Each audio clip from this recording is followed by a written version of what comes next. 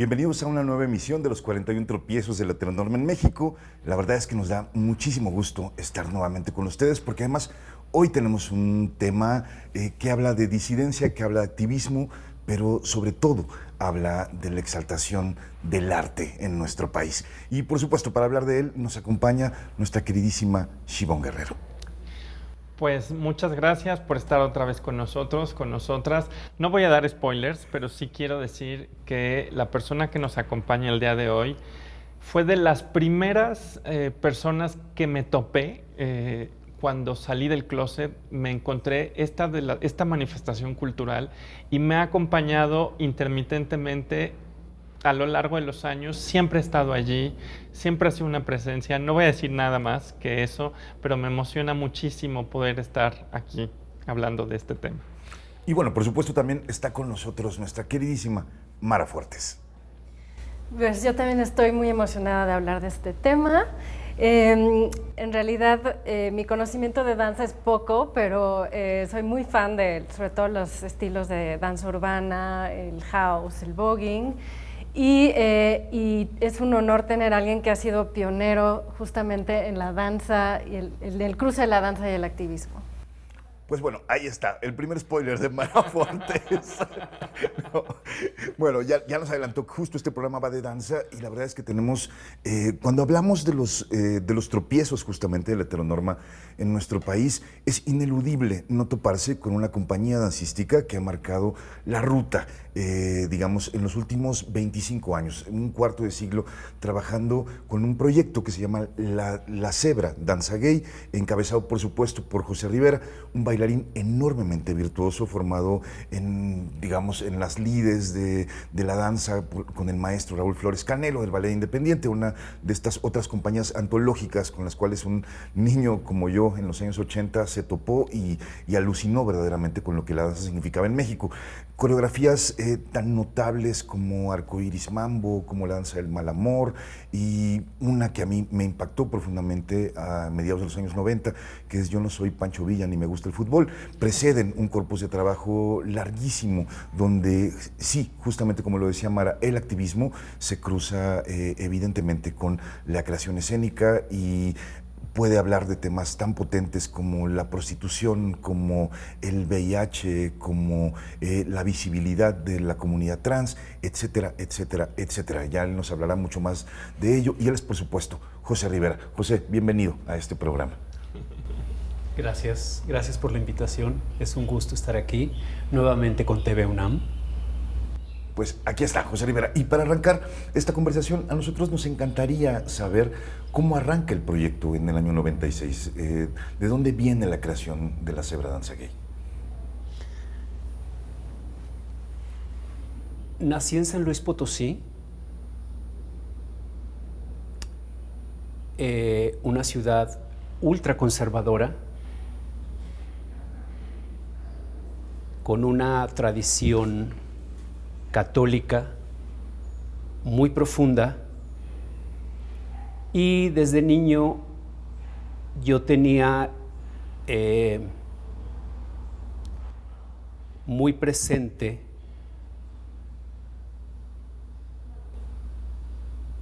y sabía que era diferente. Se me notaba que era un niño diferente. Era un niño muy delicado, muy afeminado, que jugaba a las muñecas. Por esta razón, había mucha agresión en la calle, en la escuela, en la casa. Y mi madre no sabía qué hacer con esto. A veces ella me defendía, pero otras veces me decía, ¿sabes qué, Pepito? No queremos que te molesten más. Haz todo lo que quieras, juega a todo lo que quieras, pero encerrado en el último cuarto. Entonces, pasé gran parte de mi infancia solo encerrado en aquella habitación. Que por un lado sabía que mi madre me protegía, pero por otro lado también estaba totalmente aislado de todo, y era una sensación que tenía dos caras. Cuando llegué a la Ciudad de México en 1987, por un lado sentía que había llegado a un paraíso y que por fin había dejado aquel lugar que tanto detestaba y que había llenado mi corazón de odio por la discriminación y el rechazo tan fuerte que sufrí cuando era niño. Los bailarines de la compañía a la que llegué, que era el Ballet Independiente, fundado por Raúl Flores Canelo, tenían muy asumida su homosexualidad, había mucha festividad en la compañía, empecé a recorrer todos los bares gays que había en ese momento en la ciudad, me sentía muy feliz, pero también por otro lado, sabía que había algo que no estaba tan bien. Había un gran problema con la pandemia del VIH y mucha gente se estaba muriendo, por un lado. Por otro lado, cuando llegué también, de pronto, un día nos enteramos que uno de los primeros bailarines de Ballet Teatro del Espacio fue asesinado en su casa por alguien que conoció en el taller. Y de pronto un día estaba yo en el taller también y hay una redada. Y una de las personas que estaba a mi lado avienta un frasco de medicamento a mis pies y me llevan al Torito. Wow. Claro, él no quería que se lo llevaran a él y aventó el frasco para que me llevaran a mí. Y fue terrible. Entonces yo decía, sí llegué a un paraíso, entre comillas, pero hay otras cosas que tenemos que atender. Hay mucha problemática en la comunidad. Y yo voy a hablar. Y también quiero decirle a México por qué en mi corazón está sembrado el odio y por qué tengo tanta furia. Y quiero abrirle la puerta a ese niño que vivió encerrado en aquel último cuarto de aquella casa. Por eso hice La Cebra. Bueno, con este prólogo a cargo del mismísimo José Rivera, que nos conmueve profundamente en torno a esta evocación del odio, del rencor que lo lleva a la creación. Nos vamos a ver precisamente una cápsula en torno a La Cebra, danza gay, a lo que significa, a lo que ha representado social, cultural, políticamente, artísticamente para nuestro país. Y estamos aquí desde el Instituto Italiano de Cultura transmitiendo los 41 tropiezos del heteronorma en México. Regresamos. José Rivera dejó su nativo y agreste San Luis Potosí en 1987 para convertirse en un gran bailarín y coreógrafo en la Ciudad de México. Con el enojo y el odio ardiendo por dentro, se incorpora a la compañía de ballet independiente de Raúl Flores Canelo y en 1996 funda La Cebra Danza Gay. Dejando atrás la homofobia potosina, se enfrenta en el DF a la pandemia del VIH-Sida, la homofobia del mundo del ballet y de la danza, y decide echar mano de su enojo, su talento y sus vivencias para coreografiar y dirigir varios espectáculos de danza contemporánea con temas LGBTTIQ, como Danza del Mar Amor en 1990 y con el apoyo de Carlos Monsiváis, Antes que amanezca. Muchísimo gusto estar aquí. Creo que uno debe celebrar siempre un grupo de danza pudoroso, reticente, tímido, porque a nombre de todos los audaces, ambiciosos, libidinosos y provocadores de las butacas, de veras un gran aplauso. Por el que recibe el Premio Nacional de Danza, llevando su obra al máximo escenario nacional, el Palacio de Bellas Artes. La Cebra Danza Gay nace como una compañía de danza contemporánea compuesta exclusivamente por hombres homosexuales quienes interpretaban todos los roles, poniendo en duda la heteronorma que todavía ahora impera en el mundo de la danza, donde los roles de género juegan un papel principal en el espectáculo. La Zebra Danza Gay rápidamente se convierte en un referente en el mundo de la danza, en un refugio para los bailarines que no son escogidos por las otras compañías por ser muy afeminados, y en un espectáculo central de la identidad homosexual mexicana. Es una de las compañías fundadoras del Festival de Danza Gay y una pieza central de la Semana Cultural Gay de Chema Covarrubias en el Museo Universitario del Chopo. La Zebra Danza Gay cumple 26 años llevando su propuesta escénica a nuevos territorios dentro de la República Mexicana, donde todavía no existe oferta cultural LGBTTIQ, ampliando su elenco para incluir otras identidades sexodivergentes y conquistando nuevos escenarios como los reclusorios. El enojo que fue el motor original de José y de la Zebra se ha transformado, y aunque sigue existiendo, sobre todo ante la violencia homosexual y transexual que la comunidad vive a diario en todo el país, también se ha convertido en un espíritu de solidaridad y hermandad entre la comunidad.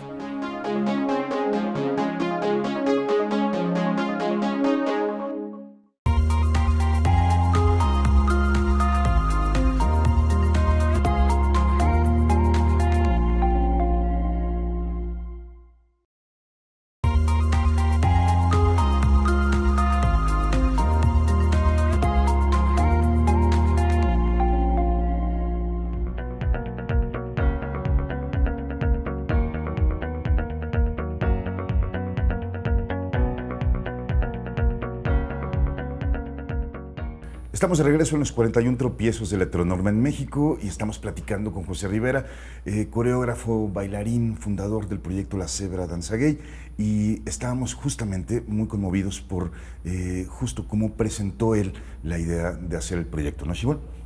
Sí, yo sobre eso, bueno, primero quiero agradecerte porque yo cuando crecí, mi padre era gran fan de llevarnos al ballet, pero el ballet es un espacio muy cis heteronormativo, salvo muy contadas excepciones.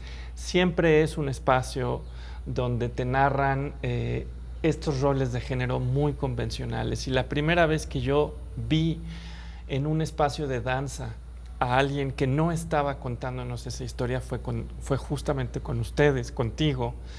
Y para mí fue una cosa muy impactante, y luego también con el Ballet Teatro del Espacio, encontrarme cuerpos narrando un homoerotismo en la danza que nunca había visto, que nunca me había encontrado.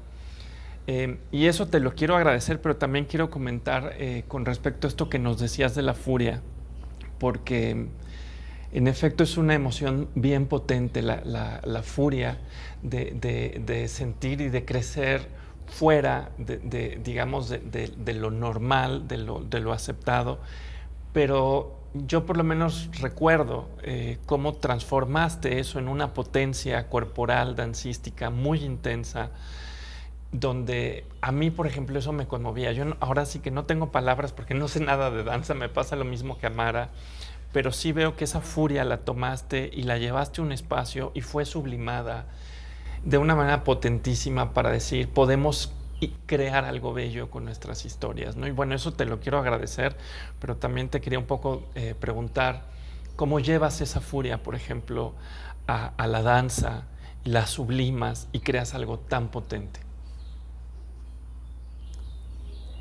Pues en realidad no sé si la sublimé, porque la furia se mostraba tal cual era. En los primeros años, sobre todo en los primeros años de La Zebra, el motor principal era esa furia. Y a veces la gente me decía, ¿por qué estás tan enojado, José? ¿Cómo que por qué estoy tan enojado? ¿Te parece poco que desde que tengo uso de razón, en la escuela, en la calle, en mi casa, me gritaran puto, maricón, joto, invertido? Lo llevaba como estigmas, como unas llagas que estaban siempre abiertas. ¿Te parece que es poco para no estar enojado, para no sentir todo ese odio?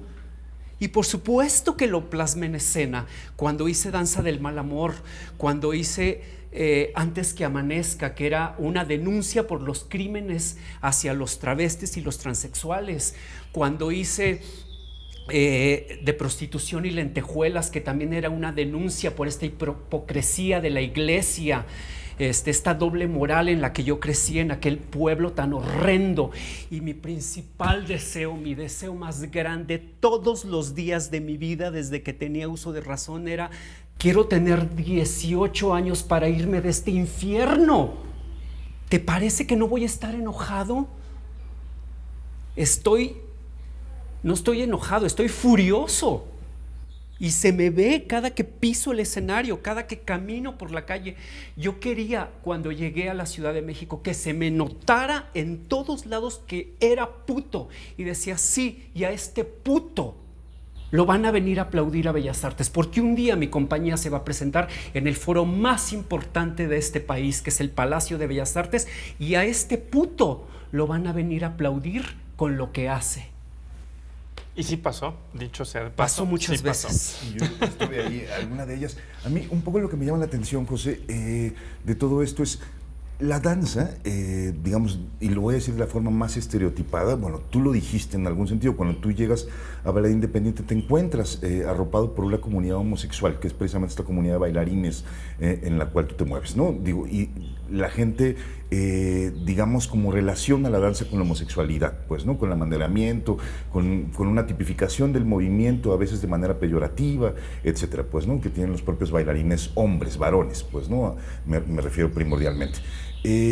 Estando en este espacio justamente de protección, ¿no? Como estabas en ese momento, digamos, a mí me llama mucho la atención cómo se genera la Zebra Danza Gay como una compañía abiertamente homosexual en un medio naturalmente homosexual, pues, ¿no? Y que nadie hubiera, digo, por supuesto que hay antecedentes, tú mismo lo has citado, el propio Flores Canelo hizo una coreografía para ti, Tragedia en Polanco, Marco Antonio Silva o Miguel Ángel Mancilla habían tocado en diversas coreografías, digamos, la homosexualidad en la escena dancística. Sin embargo, tú reivindicas completamente esa idea al formar la compañía y al generar una compañía que solo va a hablar de temas de diversidad sexual, cosa que me parece muy curiosa que ocurra ahora sí que hasta el año 96, teniendo todo este antecedente del mundo de la danza.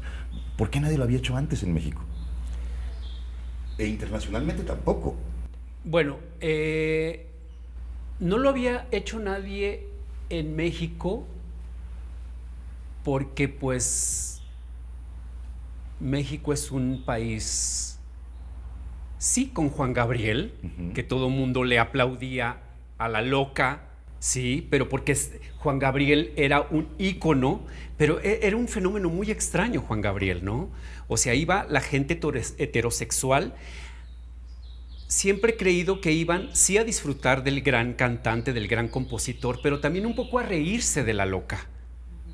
¿Sí? Pero ¿qué hubiera pasado si Juan Gabriel, ¿sí? O alguien como Juan Gabriel va caminando en la calle? ¿Le aplauden? No. Entonces, por esa razón nadie lo había hecho en México, porque también vivimos en un país machista, bueno, y en ese entonces todavía mucho más, de doble moral.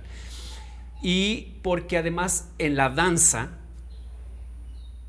es curioso también este fenómeno, que todo está como muy estereotipado, ¿no? Los roles muy establecidos, como lo acabas de decir, incluso en la danza contemporánea, no nada más en el ballet. Y está lleno de maricones la danza, pero tienen que hacer duetos con las mujeres y haces como que es un dueto de amor, ¿sí? Pero es una loca. El padre de... Sí, y hay pocos chicos heterosexuales. Ahora hay más, en ese tiempo muy pocos. Y entonces, pues sí, pero a la hora de la coreografía, que no se te note lo loca, que no se te tuerza la mano, porque pues es un dueto de amor con una chica. Entonces la chica y yo pues nos reíamos, ¿no? Porque pues hacíamos como que. Entonces por esa razón también creo que nadie lo había hecho, pero yo desde que, con todo esto que ya conté, y al ver que la comunidad tenía tantos problemas, yo empecé a idear desde muy temprano el hacer una compañía integrada por puros varones para decir todo lo que yo quería decir, todo lo que José era o todo lo que José había vivido, y también para hablar de todas las problemáticas que de las que yo me estaba dando cuenta en ese momento, sobre todo de los crímenes, del VIH, de la homofobia tan terrible y tan encarnizada que vivíamos en aquellos días. Y le dije un día a Raúl Flores Canelo: maestro, ¿qué cree? Yo voy a hacer una compañía integrada por puros varones, donde los varones hagan tanto los papeles femeninos como los papeles masculinos. Y me dijo: tú estás loco. Tú tienes problemas psicológicos, ¿eh? Yo Wow. creo que tendrías que ir a un psicólogo porque eso no es posible, eso no va a ser posible, José. Yo lo respetaba muchísimo, porque aparte Raúl Flores Canelo, aparte de que era mi maestro, mi coreógrafo, era como mi padre adoptivo. Él me adoptó y estuve viviendo muchos años en su casa. Entonces, su palabra era... Bueno, y concibió algunas de las coreografías, digamos, más sofisticadas para ti. O sea, el bailarín, que es uno, yo creo que los episodios coreográficos más importantes de finales del siglo pasado, pues no, está concebido para José Rivera, para un bailarín tan virtuoso como tú eras y eres todavía. Entonces yo guardé silencio porque lo respetaba muchísimo y dije, pues dirá lo que dirá el maestro, pero lo voy a hacer. Y entonces en 1990, mucho antes de fundar La Cebra, hice Danza del Mal Amor dentro del Ballet Independiente, pero Raúl Flores Canelo no hablaba de Danza del Mal Amor como una coreografía de temática gay. Decía, me gusta tu coreografía porque es como algo de los samuráis y la vamos a dejar en el repertorio. Y yo decía, ¿los samuráis? ¿Qué es eso? Sí, yo era muy ignorante en aquellos días. Entonces, ¿los samuráis? ¿Qué es eso, maestro? O sea, en realidad yo estaba hablando de Danza del Mal Amor, de toda esa furia, ¿sí? de todo eso que yo había vivido y lo sacaba en el escenario. Entonces, ahí fue cuando yo empecé a vislumbrar mi compañía y cada día pensaba en eso. Y a partir de Danza del Mal Amor hice varias obras de temática gay sin haber creado todavía La Cebra. Y además también empecé a darme cuenta de todos los coreógrafos que habían tocado la temática en México, pero muy veladamente, muy tenue. Algunos no se atrevían a... Entonces, yo con La Cebra dije, vamos, con todo, con todo, con todo. Y en la marcha yo me mostraba como la arisca más filosa. ¿Sí? Me subía a la troca del taller en una tanga diminuta, alto a la homofobia. ¿Sí? Era tanto mi coraje, tanto el resentimiento que tenía hacia la sociedad, que no me importaba lo que me pasara. No me importaba lo que me pudiera, las consecuencias que pudiera tener aquello, la manera en que yo me plantaba en la calle, en el escenario y en todos lados. No me importaba. Pero transformaste la escena. O sea, quizás me estoy adelantando y luego hay que regresar a la historia de la compañía, pero sin duda transformas la escena dancística. Lo comentábamos fuera del aire, de hecho ya se hizo, tú lo auspiciaste, un primer y un segundo festival de danza gay en 2019, en 2021, y ya no es tu compañía la única. De hecho, de alguna manera ropas a una serie de pues profesionales, pero también de bailarines quizás un poco menos profesionalizados, como las propias bogueras. Yo recuerdo mucho en 2019 en el Centro Cultural del Bosque, precisamente en esta teoría del arco iris, que convocaste a distintos grupos a que hicieran esto, un festival donde había grupos que tenían cuerpos trans, personas LGBTI. Entonces cambias la escena, sin duda cambias la escena. Supongo que eso te ha de generar pues una satisfacción y un orgullo de saber que mostraste que estaban equivocados quienes te habían dicho que esto era una cosa imposible.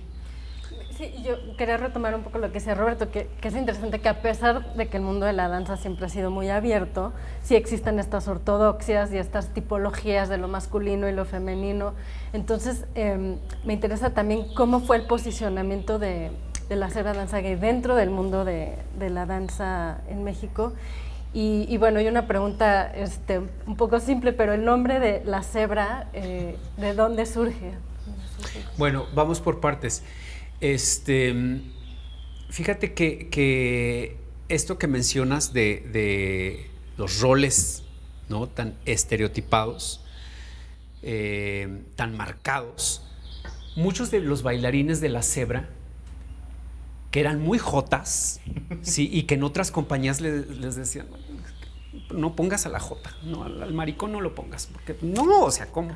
Entonces se veían como, ¿no?, rechazados de alguna manera. Entonces muchos de ellos se acercaron a la Zebra porque no habían encontrado otro lugar donde ser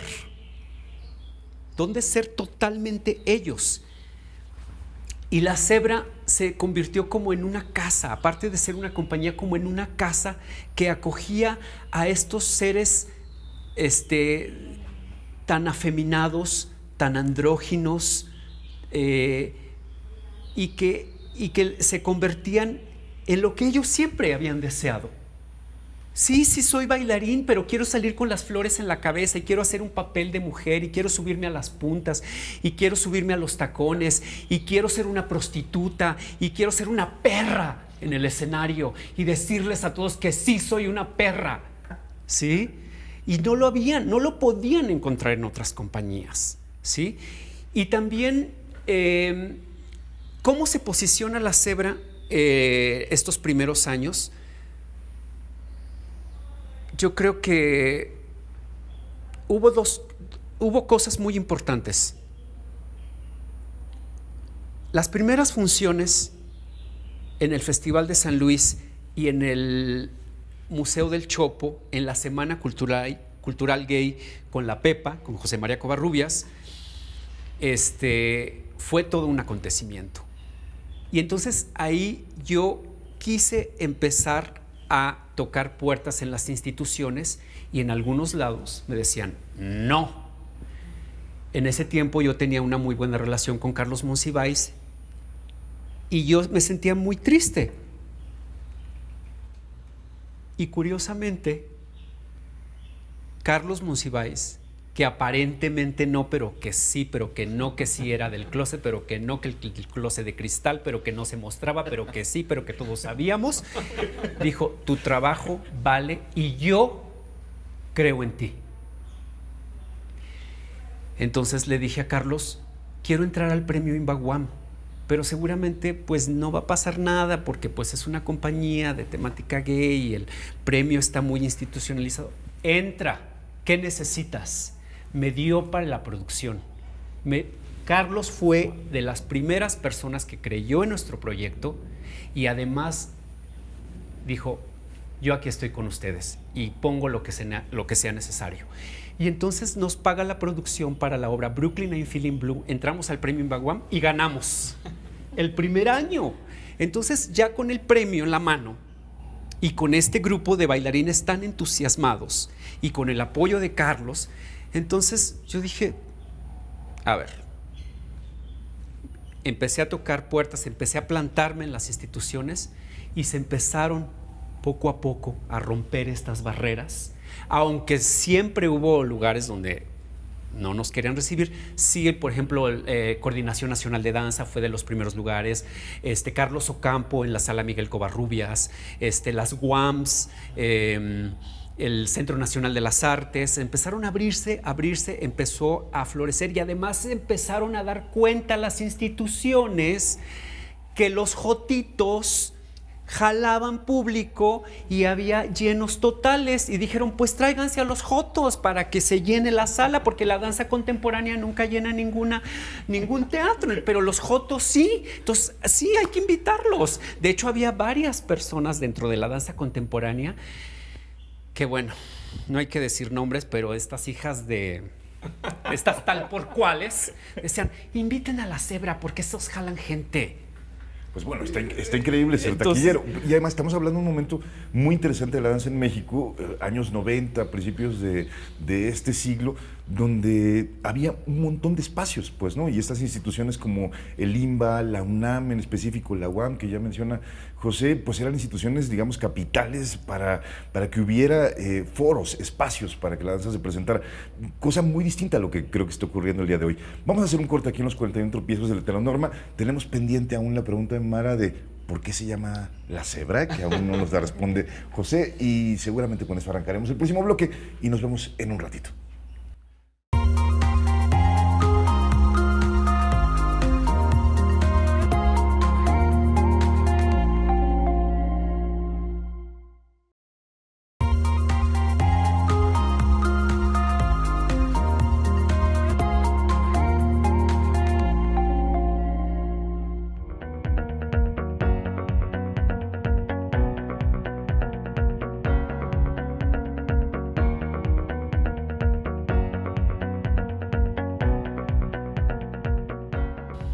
Estamos de regreso a los 41 tropiezos del heteronorma en México, platicando con José Rivera, director, fundador, coreógrafo, bailarín de La Cebra Danza Gay, y estábamos con la intriga de por qué la compañía se llama justamente La Cebra.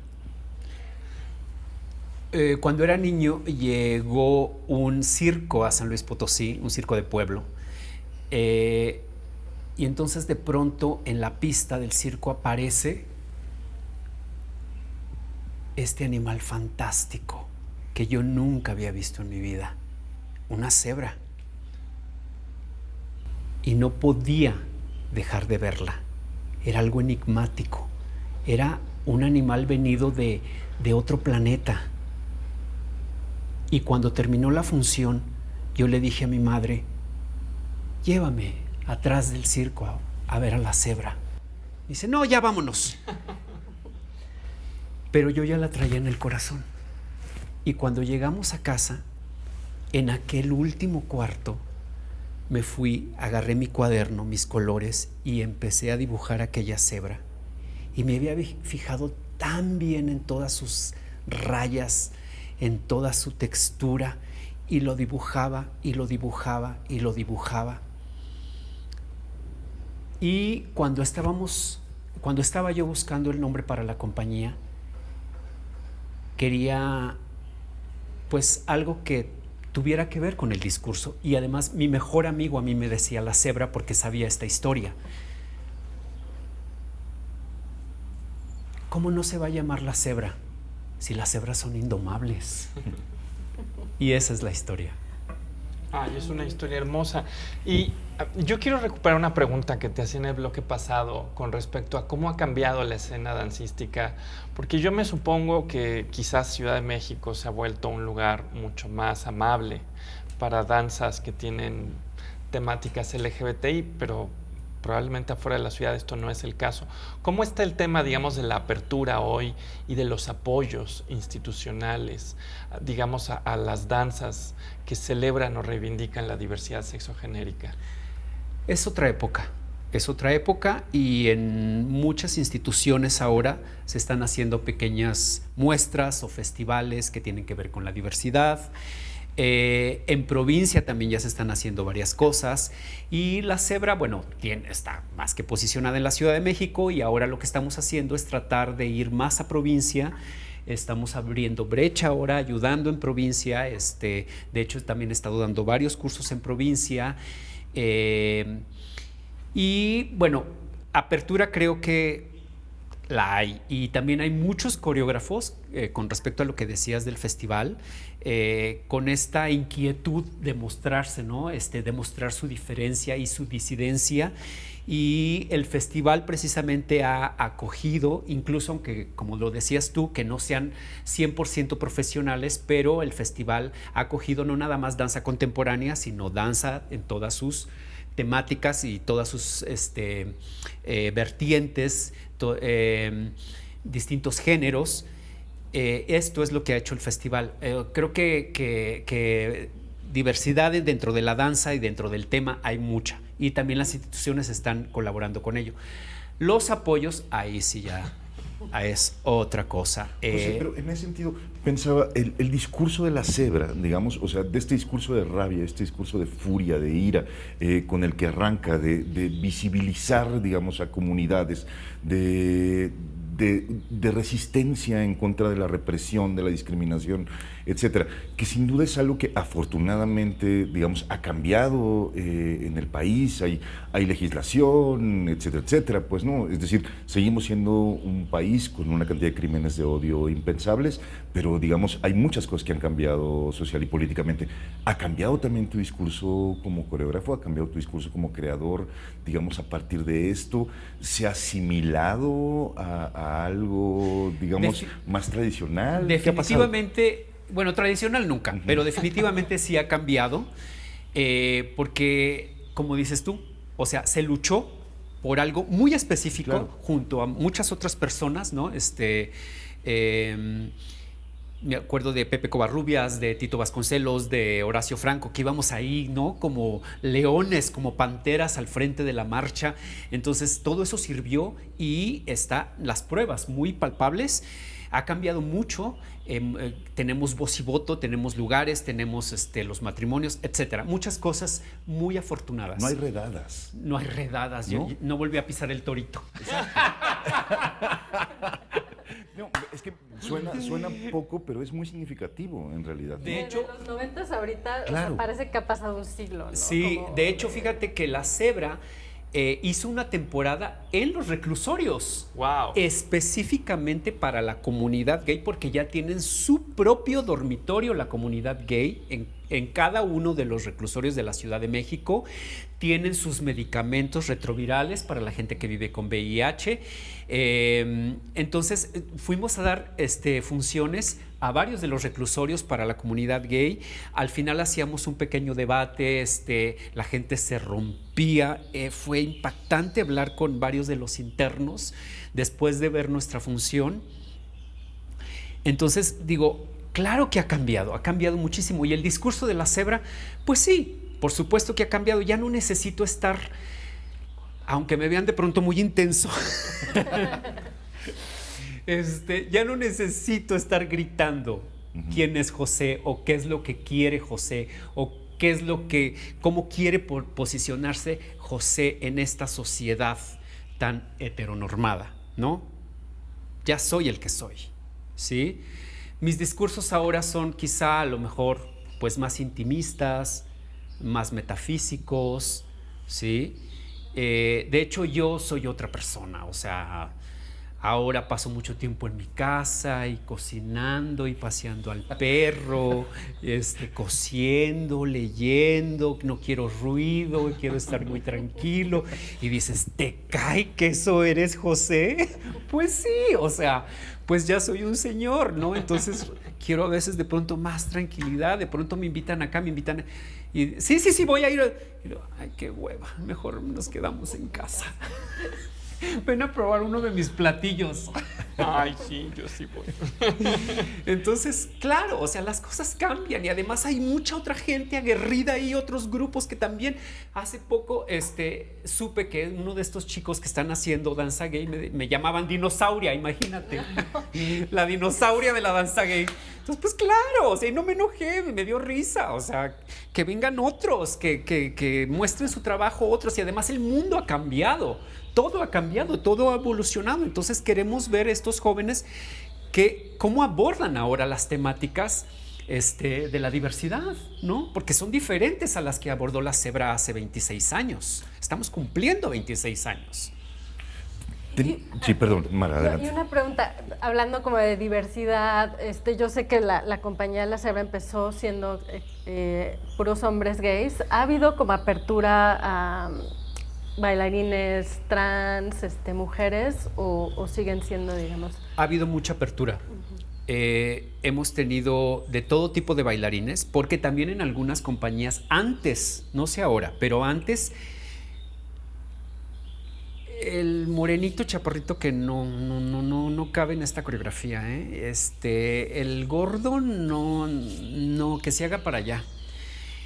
Entonces de pronto la danza sí era muy elitista, ¿no? En cuanto a sus elencos. Hoy hablamos de cuerpos diversos, pero hace 25 años eso no existía. No, o sea, había coreógrafos que querían a todo el mundo así, que el unitardo les quedara, pero, o sea, que se le vieran las costillas y largos y güeros pero si estamos en México, o sea, ¿qué les pasa? Entonces la Zebra desde sus inicios acogió a toda esta diversidad de cuerpos.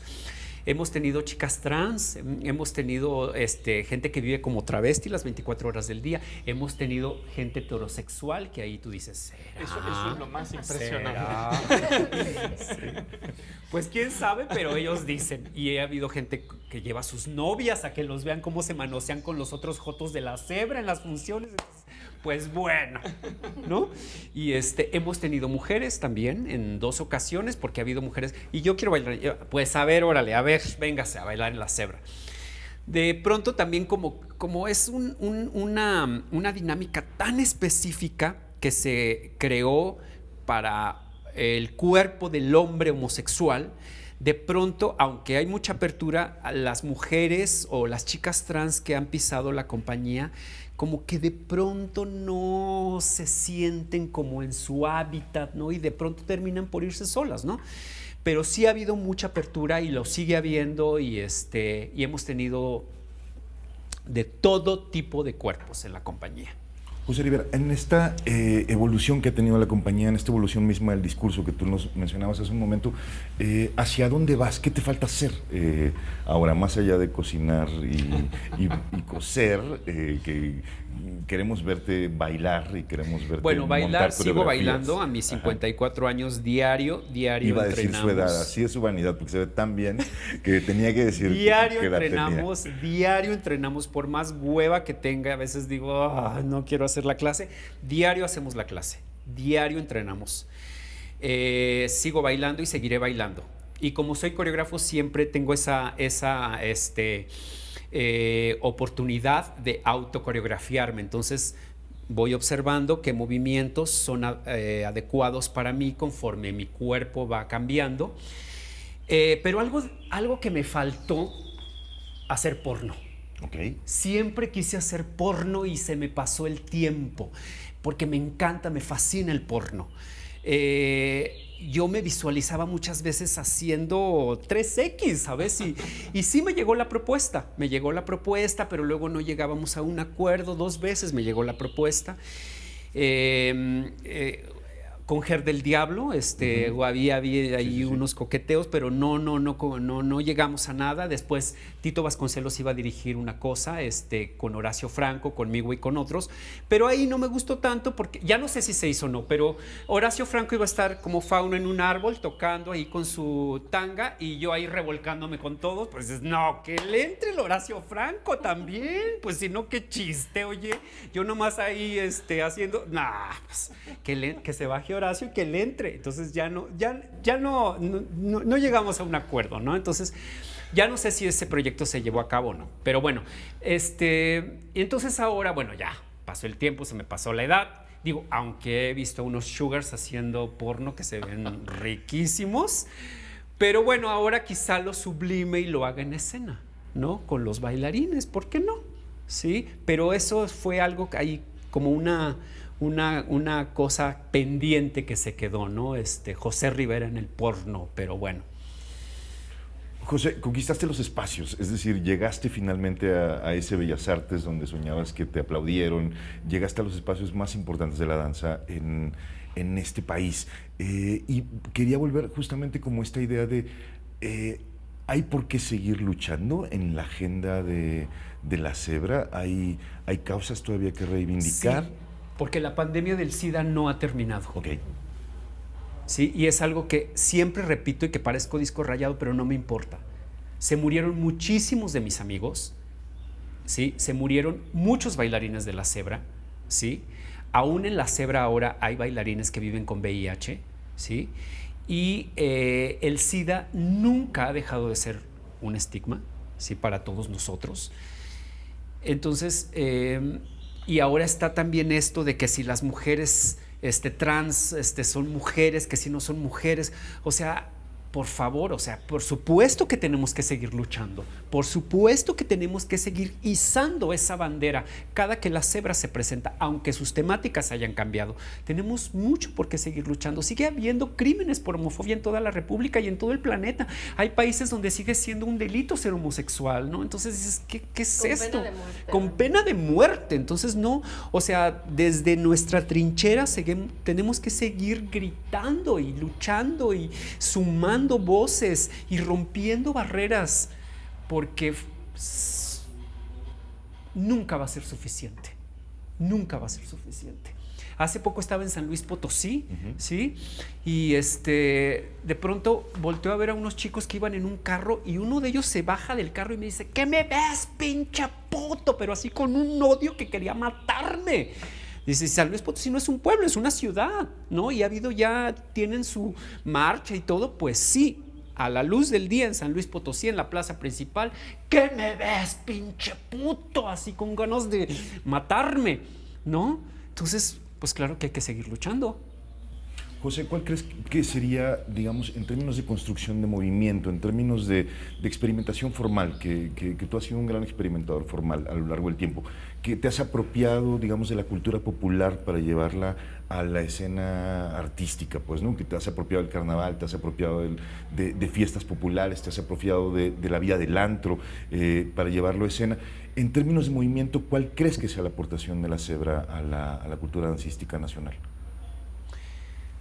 Pues yo creo que precisamente pues todo esto de lo que he hablado, que como dices tú, ¿por qué no se había hecho una compañía de este tipo de temáticas, de este estilo, pues yo creo que ese es el poder de la cebra en la danza nacional, ¿no? Una vez una gran bailarina, una primera bailarina, me dice... Nombres.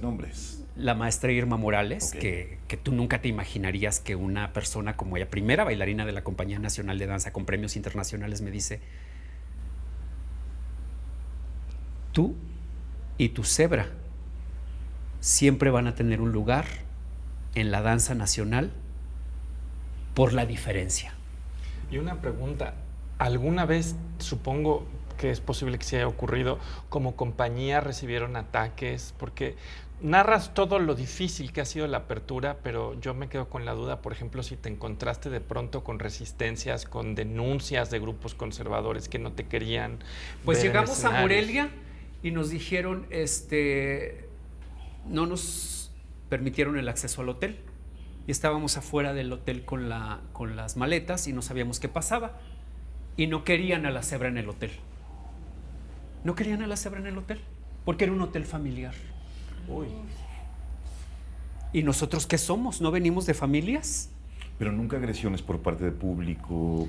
Fíjate que cuando pasé a la gran final del premio Imbaguam en el Palacio de Bellas Artes, era con el evento dancístico del país, con Antes que amanezca, que era una obra que hablaba específicamente de los asesinatos hacia los travestis y a los transexuales. Ahí sí se polarizó el público, nos gritaban de todo, otros estaban a nuestro favor, una rechifla, hubo cartas a la revista Tiempo Libre, que cómo era posible que las autoridades del Gran Palacio permitieran a estos putitos, ¿sí?, pisar el escenario más importante del país, que éramos dignos de un antro, del Blanquita, pero nunca de un palacio.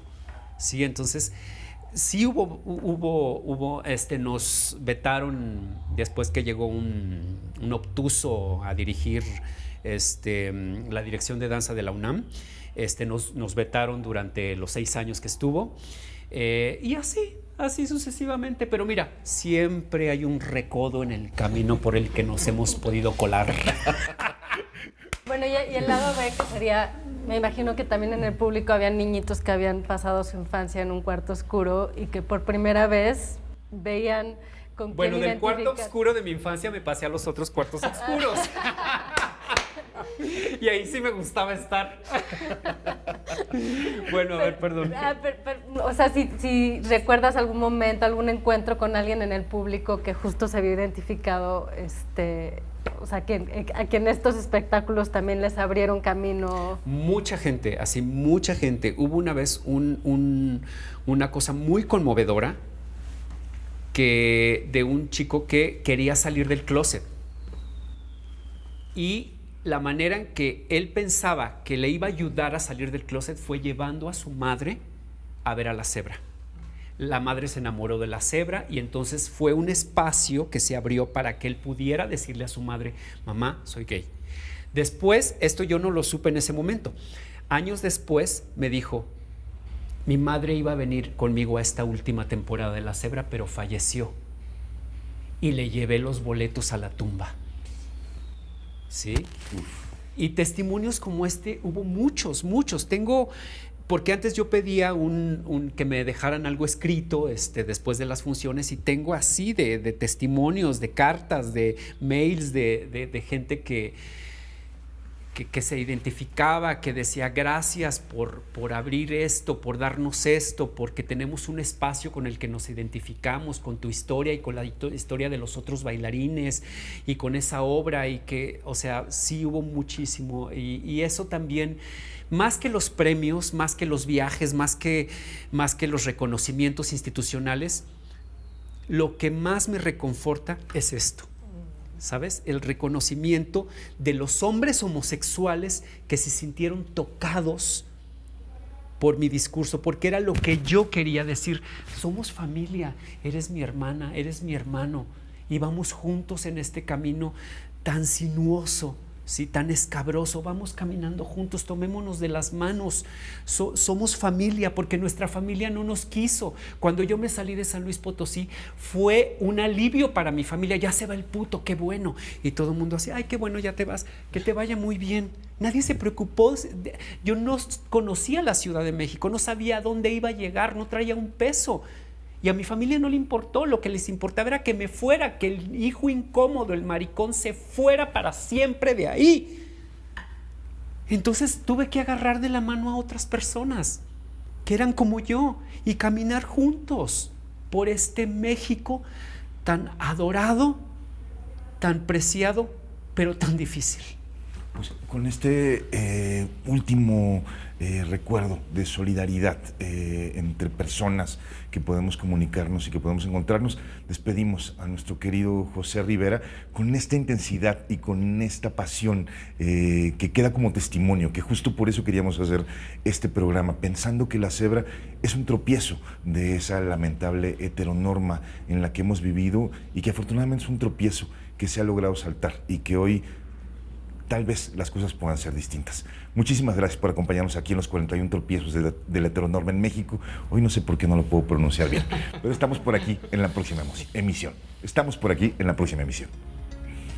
Y en 79 se nota la efervescencia del movimiento de liberación homosexual, y la literatura no es ajena a este fenómeno y movimiento social, sino que lo va a acompañar. Ese año de 79 podemos considerarlo como la primavera de la literatura gay.